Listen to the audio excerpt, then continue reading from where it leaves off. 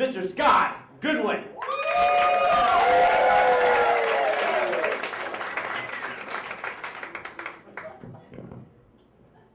This would work a lot better if you all would look away.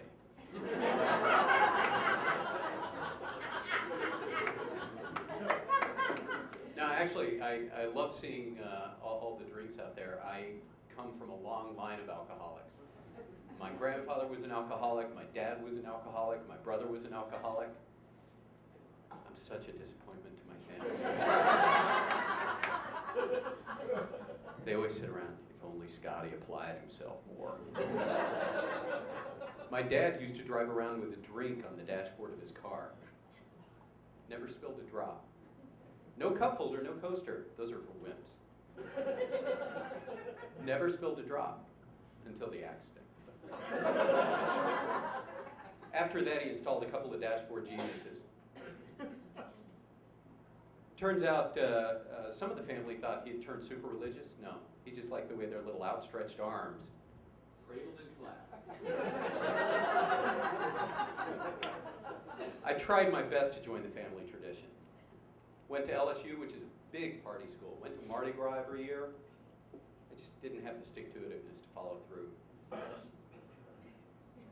Plus, I don't like waking up in the morning smelling like vomit and urine.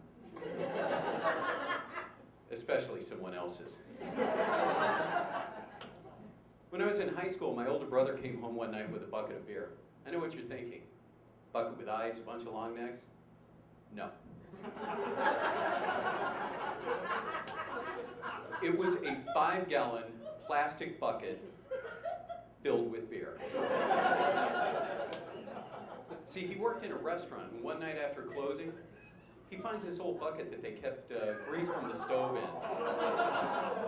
He cleans it out the best he can, hooks it up under the tap, and lets it rip. They had rules against drinking on the job, but nothing for this. Afterwards, he takes it out, hauls it up, puts it in the back of his pickup truck, pulls out. Little dashboard Jesus is going, "No, Brett, don't do it!" Brett's thinking little dashboard Jesus is saying, "Touchdown! Score!" So he drives home as carefully as he can. Only spilled about a gallon. By the time he gets home, the beer's warmer than a dog's breath. It tasted a little like bacon, but it was free beer.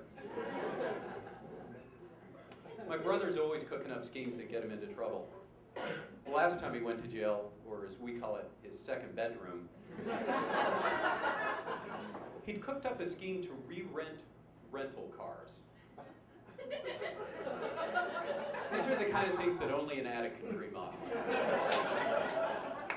See, his car had broken down. He needed a car to get back and forth to work, so he rents a car. First afternoon, a guy in the trailer park comes up to him. "Hey, I'll give you $10. You let me take you to the store."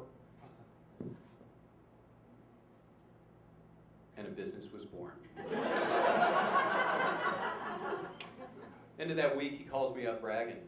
"I cleared $50 today, net." He may be a dummy, but he knows the difference between gross and net. The next day, one of his customers doesn't return the vehicle. You know the phrase, "drive it like you stole it"? So a few weeks after my brother goes to jail, my grandmother calls me up. "Your brother was named a trustee at the prison today." It's like he's gotten a promotion at work. She says a trustee is only awarded to the best of the men in prison. Great. So in a community of rapists and murderers, my brother stands a little bit above the crowd. He had some competition, though. There was a pedophile campaigning hard, buttons, posters. His campaign slogan, 180 days rape-free, didn't go over so well as he hoped. Meanwhile, my brother's promising fewer cavity searches and senior skip day. So I tell my grandmother that I got a promotion at work. She says, "That's nice, Scott, but don't feel like you need to compete with your brother." both special in your own way. My grandmother's 88 years old. She still works full time.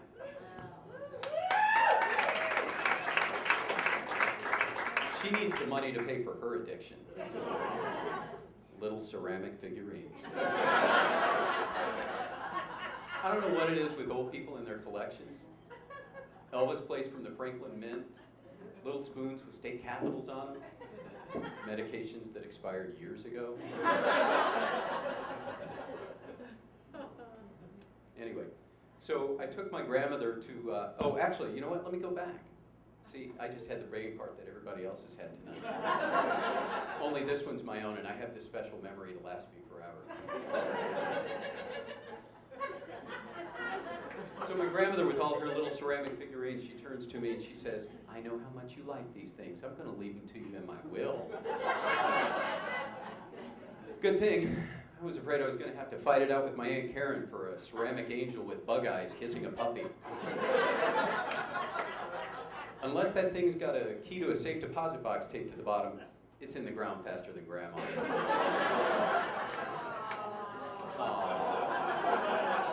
I know, I'm a dick, aren't I?